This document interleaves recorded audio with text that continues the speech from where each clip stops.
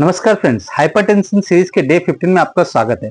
दोस्तों, हम जो मेडिसिन खाते हैं ब्लड प्रेशर के लिए, कभी कभी उसके साइड इफेक्ट्स भी होते हैं, जैसे कि चक्कर आना, थकान होना और ड्राई कफ होना। ये सब है सिम्टम्स कभी कभी मेडिसिन के साइड इफेक्ट्स के।